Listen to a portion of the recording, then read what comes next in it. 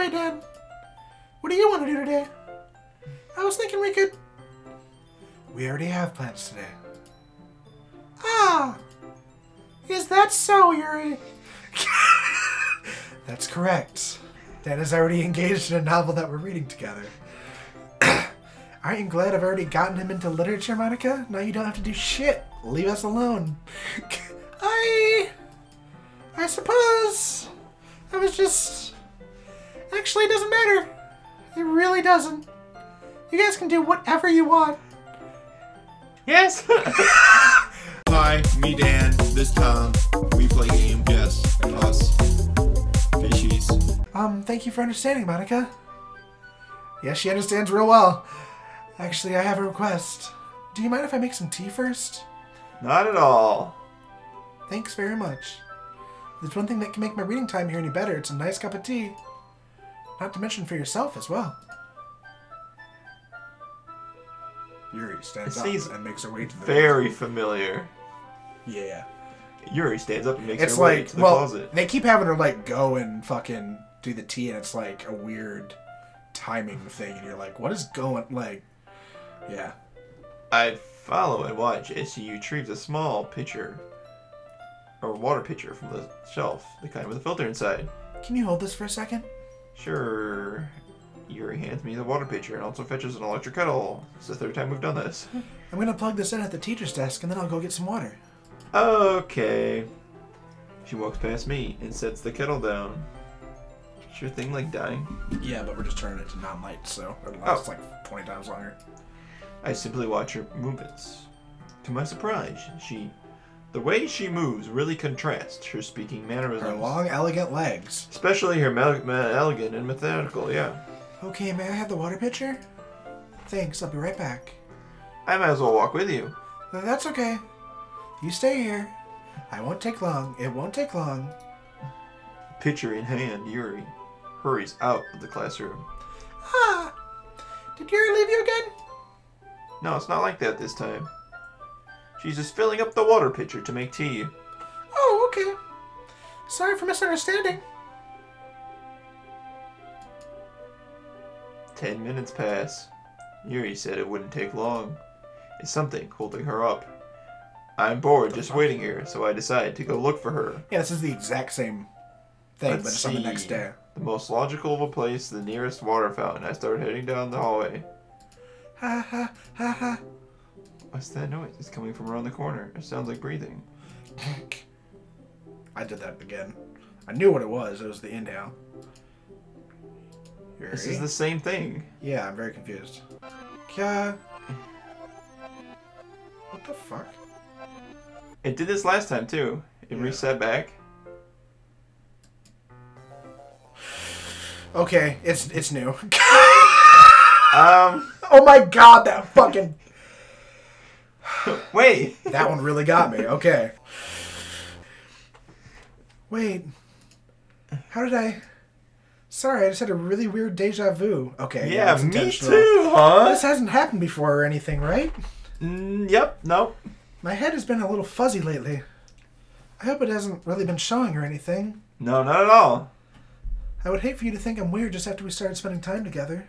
I mean, everyone has a few unusual things about them. True. But expressing those things so soon after meeting someone is usually seen as inappropriate or unlikable. At least that's what I've discovered. When I was a bit younger, I think I would come on really strongly and get a little too intense. It made people not want to be around me.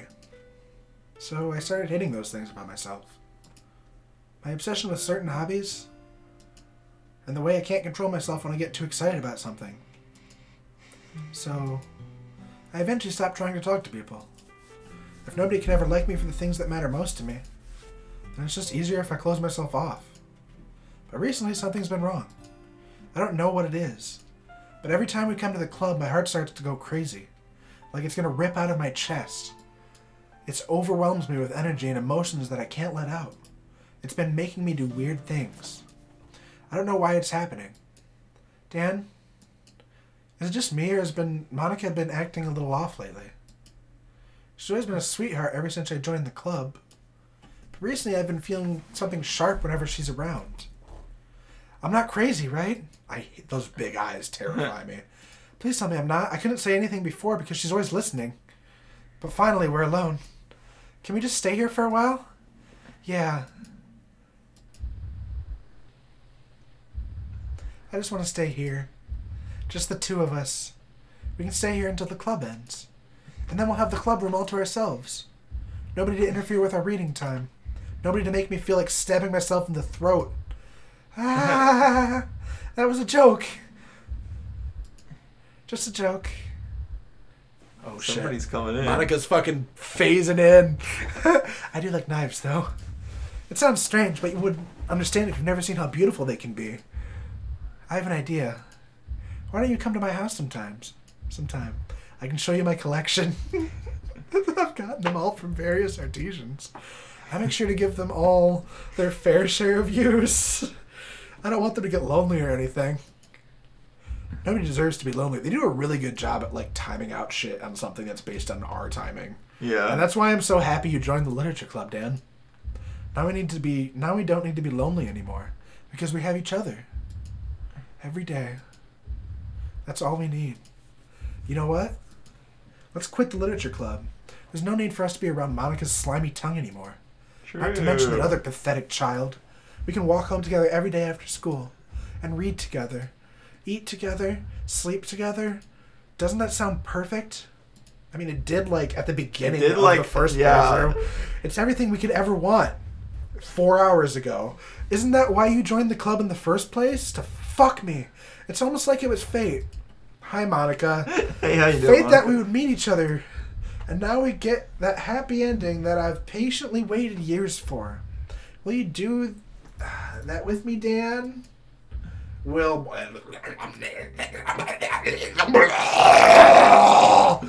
Let's just show it to Yuri. She's doing great. Yeah, this is a great time. Finally. Finally.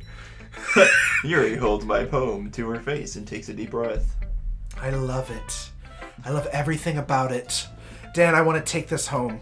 Will you let me keep it? Please? Sure, I don't care. You're too nice to me, Dan. I've never met anyone as nice as you. This is my performance of a lifetime. I could die. I'm really getting into it, you tell. Not really, but I don't know how to describe it. It's okay to be feeling this way, right? It's not bad, right? Yuri holds my poem to her chest. I'm going to take this home with me and keep it in my room. I hope that it makes you feel good when you think about me having it. I'll take good care of it. I'll even touch myself while reading it over and over. I'll give myself paper cuts so your skin oil enters my bloodstream. You can have my poem too. Besides, after you read it, I know you're really going to want to keep it. Here, take it. I can't wait any longer. Hurry, read it. That's nice. And covered in her piss and blood. Do you like it? I wrote it for you. In case you couldn't tell, the poem is about... More importantly, I've endowed it with my scent. See, aren't I the most thoughtful person in this club? I think I'm going to vomit. That was lovely. Yep. Alright, Monika, how you doing? Don't say I didn't warn you, Dan. That's all? Yep. That is terrifying. Natsuki, how you doing? What? Give your poem to Yuri? Gross. What's with you two? It sounded like I wanted to read it anyway. It's just pissing me off that you didn't even talk to me at all. Oh yeah, she did take it. Yeah. So I can't even show it to the other girls. Yeah. Right? Ugh. Okay, I guess I'm gonna stay my poem with you anyways. I really hate that I have to do this. But unfortunately, I don't have much of a choice. Just read it carefully, okay? Read it carefully, Dan. Then you could go away. You want me to read it? Yeah, it's your voice. I don't know how else to bring this. I'm not going to do it in her voice. It'd be way too hard. No, I don't mean that. I just mean like...